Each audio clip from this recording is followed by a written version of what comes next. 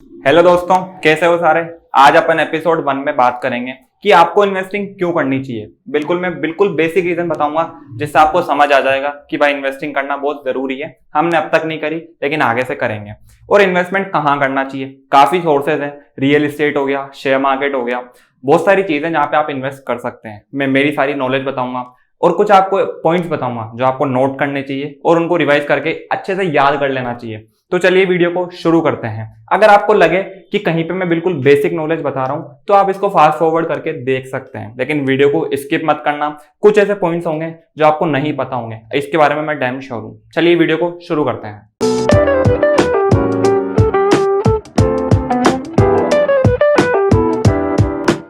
हाँ, तो अपन सबसे पहले बात करते हैं कि आपको इन्वेस्टिंग क्यों करनी चाहिए। मैं आज 3 रीजन बताऊंगा जिसकी वजह से आपको अपना पैसा कहीं पे इन्वेस्ट करना चाहिए। इन्वेस्ट करने का मतलब भाई आप जहां पे भी पैसा डालोगे ना, वो पैसा बढ़ रहा होगा या तो कम हो रहा होगा, बिल्कुल एज इट इज नहीं रहेगा। पहला पॉइंट आता है टू फाइट द इन्फ्लेशन, जो महंगाई है उसको फाइट करने के लिए। अदरवाइज आप अपना पैसा बैंक में रखोगे, वो पैसा उतना का उतना रहेगा, लेकिन महंगाई तो बढ़ रही है ना, तो पैसे की वैल्यू अपने आप कम हो गई। तो अपने को पैसा ऐसी जगह डालना पड़ेगा जहां पे वो महंगाई की दर के बराबर हो या उससे ज्यादा हो, जिसकी वजह से आपके पैसे की वैल्यू कम ना हो। इनफैक्ट शेयर मार्केट एक ऐसी जगह है जहां पे 15 से 20% तक आपको इंटरेस्ट मिलेगा। वहां पे आप अपने इन्फ्लेशन को काफी आसानी से बीट कर सकते हैं, क्योंकि अगर मैं बात करूं तो महंगाई लगभग 10% तक होती है और वहां पे आपको 15-20% की रिटर्न आसानी से मिल जाते हैं। तो आपने इन्फ्लेशन को भी बीट कर लिया, अपना पैसा भी सेव कर लिया। तो ये सारी चीजें। अब इसमें मैं दूसरे पॉइंट की बात करता हूं। दूसरा पॉइंट है आप अपनी वेल्थ अच्छे से क्रिएट कर सकते हैं। जो आपकी फाइनेंशियल एस्पिरेशन है कि मेरे को यहां घूमना है, ये सब इतना पैसा होना चाहिए, तो वो आप शेयर मार्केट के थ्रू बना सकते हैं, क्योंकि आपका पैसा सेव भी हो रहा है और इन्वेस्ट भी हो रहा है। तो बेसिकली ये 2-3 चीजें हैं। एक तो आप इन्फ्लेशन को बीट कर सकते हैं ओवर लॉन्ग टाइम। दूसरा पॉइंट आता है आप वेल्थ क्रिएट कर सकते हैं। तीसरा पॉइंट की बात करूं तो आने वाली जनरेशन को एक अच्छी फाइनेंशियली इक्विप्ड लाइफ दे सकते हैं, क्योंकि आपने अपना पैसा सेव कर रखा है और इन्वेस्ट कर रखा है। अब मैं बीच में 2 छोटे से पॉइंट इंट्रोड्यूस करता हूं। पहला आता है एसेट, दूसरा आता है लायबिलिटी। ये आपके through out the course word आएंगे, तो इनका मतलब आपको पता होना चाहिए। एसेट वो एसेट होते हैं जहां पे अगर आपने अपना पैसा डाला तो वो पैसा बढ़ रहा होगा। अगर मैं बात करूं, आपने कोई प्लॉट खरीद लिया या शेयर मार्केट में इन्वेस्ट कर लिया, या आपने कोई एक ऐसा कोर्स बना दिया और उसको बेचना शुरू कर दिया, तो वो एक एसेट हो गया, वहां से आपको पैसा मिल रहा है। लेकिन अगर मैं लायबिलिटी की बात करूं, लायबिलिटी को आप बहुत सिंपल ले सकते हैं कि आपने कोई ज्यादा ही महंगा फोन खरीद लिया, अच्छा घर ले लिया, गाड़ी ले ली, तो वहां पे आपका पैसा बेकार हुआ है, आपको वहां पे पैसा मिल नहीं रहा। आपने पैसा लगा भी दिया, वो बेकार हो गया, वो इन्वेस्ट भी नहीं हुआ। तो एसेट और लायबिलिटी में ये डिफरेंस है। एसेट आपको पैसा बना के देता है, लायबिलिटी आपका पैसा ले लेता है। अब अपन बढ़ते हैं आगे। अब अपन बात करेंगे कि आपको पैसा कहाँ पे इन्वेस्ट करना चाहिए। 4 जगह होती है बेसिकली। पहला आता है फिक्स्ड इनकम इंस्ट्रूमेंट, दूसरा आता है इक्विटी, तीसरा आता है रियल एस्टेट, चौथा आता है कमोडिटी। सबसे पहले अपन बात करेंगे फिक्स्ड इनकम इंस्ट्रूमेंट। आप समझ गए होंगे फिक्स्ड इनकम का मतलब कि आपको इतना अच्छा रिटर्न नहीं मिल रहा होगा, लेकिन आपने जो इनकम लगाई है, आपने जो पैसा लगाया है, वो सेफ रह रहा होगा। जी हाँ, ऐसा ही कुछ है। यहाँ पे आप कुछ पैसा लगाते हैं, उस पर बिल्कुल नेग्लिजिबल रिटर्न मिलता है, लेकिन वो पैसा जो आप लगाते हैं ना, वो आपकी चॉइस है कि आप मंथली लगा सकते हैं, ईयरली लगा सकते हैं। वो पैसा लगता रहेगा, पैसा इकट्ठा होता रहेगा और सेव होता रहेगा, और कुछ टाइम बाद वो पूरा का पूरा पैसा आपको मिल जाएगा। इतना अच्छा रिटर्न इस पे नहीं होता है। अब इसमें क्या होता है, जैसे आपने सुना होगा अपने पापा मम्मी को बात करते हुए एफडी वगैरह में, तो उनमें क्या होता है मंथली या फिर ईयरली आपको कुछ पैसा डालना होता है और आप एक पीरियड डिसाइड करते हैं। मेरे को 10 साल की एफडी करानी है, या 10 साल का इसका टाइम होना चाहिए।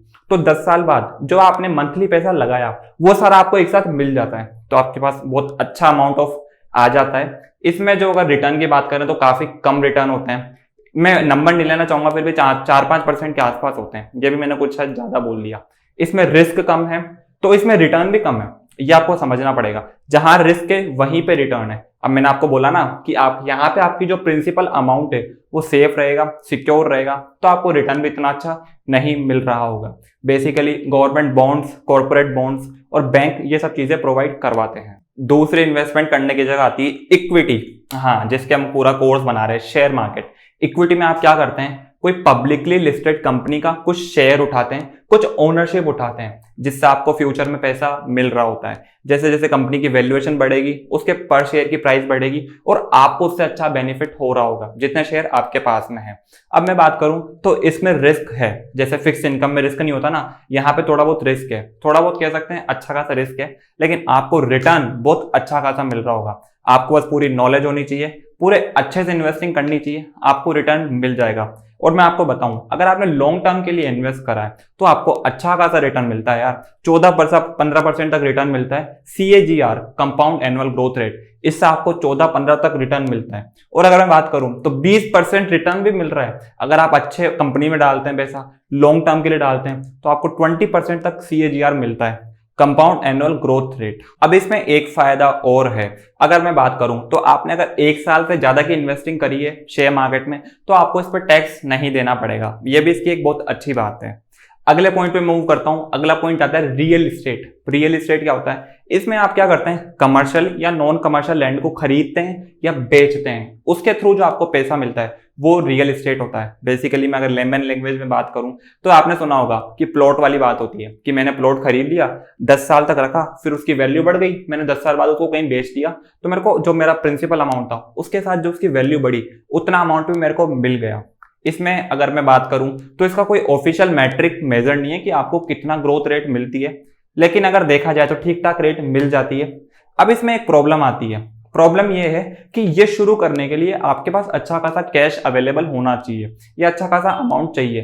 लेकिन शेयर मार्केट की बात करी जाए तो वहां पे आप चंद पैसों से शुरू कर सकते हैं और धीरे धीरे अपना पोर्टफोलियो बिल्ड करके ज्यादा पैसे लगा सकते हैं। अब इसमें कुछ प्रॉब्लम आती है, जैसे कि आपको जो डॉक्यूमेंट्स है प्लॉट के या जो रियल एस्टेट के, वो लीगल वेरीफाइड होने चाहिए, नहीं तो इसमें काफी स्कैम होते हैं और आपको अच्छा खासा पैसों का चूना लग सकता है। अब मैं एक और बात बताऊं तो इसमें ऐसा नहीं होता कि मान लो मुझे मेरा प्लॉट बेचना है तो कोई रेडी खड़ा है मेरा प्लॉट लेने के लिए, ऐसा कुछ भी नहीं होता। आपको थोड़ा टाइम लगता है, सही टाइम पे आपको बेचना पड़ेगा जब इसकी कोई डिमांड कर रहा है, अदरवाइज कोई लेगा तक नहीं। लेकिन शेयर मार्केट में अच्छी खासी लिक्विडिटी है, जब आप बेचना चाहें कोई भी लेने वाला आ जाता है, आपको ज्यादा टाइम तक वेट नहीं करना पड़ता। अब मैं अगले इन्वेस्टमेंट की बात करूं तो आती है कॉमोडिटी। कॉमोडिटी मतलब ऐसी जगह इन्वेस्ट करना जैसे कि प्रीशियस मेटल्स में, लाइक डायमंड और सिल्वर, ये दोनों काफी प्रीशियस मेटल है, तो इसमें आप इन्वेस्टमेंट करते हैं। इन्वेस्टमेंट कैसे? लाइक अगर मैं बात करूं तो मैंने आज खरीद के रख लिया, गोल्ड खरीद लिया फॉर एग्जांपल मैंने, अब मैं ना 20 साल बाद बेचूंगा, तो उसमें जो उसकी 20 साल तक वैल्यू बढ़ी वो मुझे मिलेगी और उसकी जो इनिशियल अमाउंट था वो मुझे मिलेगा, मतलब अच्छा खासा अमाउंट मिल जाता है। लेकिन अगर मैं बात करूं तो इसमें इतना अच्छा कुछ रिटर्न होता नहीं है, 7 से 8% तक रिटर्न आता है, रिस्क इसमें इतना अच्छा है नहीं, फिर भी आप अगर चाहें तो कर सकते हैं। अब मैंने आपको चारों चीजें बताई कि आपको कहां कहां इन्वेस्ट कर सकते हैं। अगर मैं देखूं तो सबसे अच्छा रिटर्न आपको शेयर मार्केट यानी इक्विटी में मिल रहा होगा, वो भी स्पेशली कब? लॉन्ग टर्म के लिए अच्छा खासा बेनिफिट मिलता है, लॉन्ग टर्म के लिए आपको टैक्स भी पे नहीं करना पड़ता, इसलिए मैं प्रीफर करता हूं कि आप शेयर मार्केट में इन्वेस्ट करें। फिर भी एक टर्म आती है, वो मैं आपको बताना जरूरी समझता हूं, एसेट एलोकेशन।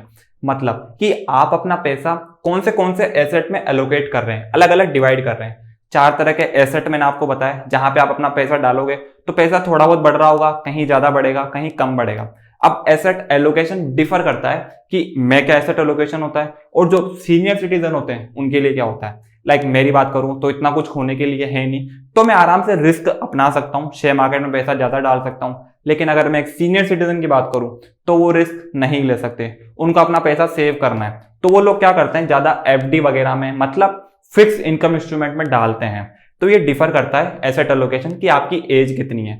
फिर भी जो जनरल मतलब जो अपन जैसे लोग होते हैं, जो यंग होते हैं, वो शेयर मार्केट में ज्यादा पैसा डालने की कोशिश करते हैं। आई एम श्योर कि आप सब समझ गए होंगे और आपने देख भी लिया होगा कि कहाँ कितना रिटर्न है, कहाँ कितना रिस्क है।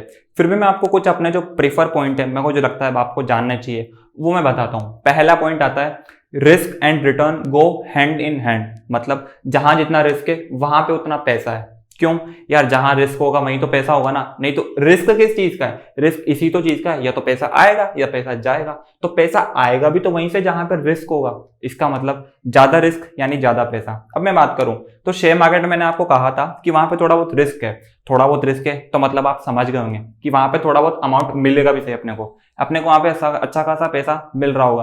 अगर मैं बात करूं फिक्स इनकम इंस्ट्रूमेंट की, तो मैंने आपको कहा था कि वहां पे रिस्क बिल्कुल भी नहीं है। तो आप समझ गए होंगे कि भाई हाँ, तूने अभी तो बताया ना रिस्क बिल्कुल भी नहीं है, मतलब रिटर्न नहीं मिलेगा। तो ये चीज होती है, रिस्क और रिटर्न हमेशा साथ साथ रहते हैं। अब अगर मैं इक्विटी की बात करूं, मतलब शेयर मार्केट की, तो शेयर मार्केट बेस्ट है रिटर्न की वजह से, अच्छा खासा रिटर्न मिलता है, ओवर द ईयर्स और ज्यादा बढ़ जाता है। अगर आप लॉन्ग टर्म इन्वेस्ट कर रहे हैं तो टैक्स भी नहीं देना पड़ता। और अगर मैं फिक्स इनकम डिपॉजिट की बात करूं, तो वहां पे आपको इतना अच्छा खासा रिटर्न नहीं मिल रहा होता। अगर आपको अपना जो प्रिंसिपल अमाउंट है, मतलब जो पैसा आप इन्वेस्ट कर रहे हैं वैसा का वैसा चाहिए, या आपको उसको सेव करना है, तो आप फिक्स इनकम इंस्ट्रूमेंट में डाल सकते हैं। लेकिन अगर आपको रिटर्न चाहिए, जो कि मुझे भी चाहिए, आपको भी चाहिए होगा, क्योंकि महंगाई को बीट करना है, इन्फ्लेशन को बीट करना है, 15-16% तक रिटर्न मिलते हैं। अगर इन्फ्लेशन की बात करी जाए तो 9-10% तक इन्फ्लेशन होता है, मतलब आपने 5-6% पैसा कमा लिया बिना कुछ काम करे। ये होती है पैसिव इनकम। इसलिए मैं कहता हूं कि शेयर मार्केट थोड़ा सही है, बस आपको नॉलेज होनी चाहिए, और नॉलेज तो हम दे ही रहे हैं हमारे कोर्स के थ्रू। तो ये थे सारा आज का वीडियो। मैं आखिरी में 3 की पॉइंट्स बताना चाहूंगा जिसको आपको अच्छे से सुनना है। इन्वेस्ट करें क्योंकि आपको अपना फ्यूचर संभालना है, आने वाली जनरेशन को अच्छी लाइफ देनी है, इसलिए आपको इन्वेस्ट करना चाहिए। खुद के पास पैसे होने चाहिए। इन्वेस्ट करने का मतलब सीधा सा है कि आपका जो पैसा है वो बढ़ रहा होगा, मतलब एक पैसिव इनकम होगी। तो इन्वेस्ट करें अपना फ्यूचर सिक्योर करने के लिए, अपनी आने वाली फैमिली का फ्यूचर सिक्योर करने के लिए। दूसरा पॉइंट आता है, शेयर मार्केट इन्वेस्ट करने के लिए बेस्ट प्लेटफॉर्म है फॉर लॉन्ग टर्म और अच्छे रिटर्न्स के लिए। तीसरा पॉइंट है, आपको अपना जो जहां पे आप पैसा डाल रहे हैं ना, वो आपको ऐसा चुनना पड़ेगा जो आपके डिमांड्स को फुलफिल करता हो। लाइक मेरी डिमांड्स बताऊं क्या है, मेरी डिमांड्स है कि भाई मेरे को तो अच्छा खासा रिटर्न मिलना चाहिए, रिस्क होगा तो ठीक है, रिस्क देख लेंगे, लेकिन रिटर्न मिलना चाहिए। तो मेरी तो ये डिमांड है, फिर मैं शेयर मार्केट में पैसे डालूंगा। मान लीजिए कोई हो जिसकी डिमांड है कि नहीं नहीं भाई मेरे को तो रिस्क नहीं चाहिए, तो वो डालेगा फिक्स इनकम इंस्ट्रूमेंट में। तो अपनी जो डिमांड है उसके हिसाब से अच्छे अच्छे एसेट में पैसा एलोकेट करें। कहीं भी मतलब वो कर रहा है तो ऐसा नहीं कि आपने भी कर दिया, पूरा पहले ध्यान रखें। तो ये था पूरा वीडियो, आई होप आपको अच्छा लगा होगा। अगले वीडियो में मिलते हैं। इस वीडियो में कुछ आपको लगा हो कि कुछ कमी है या कुछ अच्छा ही है, तो आप कमेंट बॉक्स में लिख सकते हैं। चैनल को सब्सक्राइब करें, अपने दोस्तों के साथ शेयर करें। मिलते हैं अगले वीडियो में, तब तक के लिए see you, have a good day. चले गए ब्यूटीफुल गाते गए, आउटस्टैंडिंग काम करते गए, दीवाना बना दिया। Super fantastic, outstanding, mind blowing, historic. Jai Mata Di, let's rock.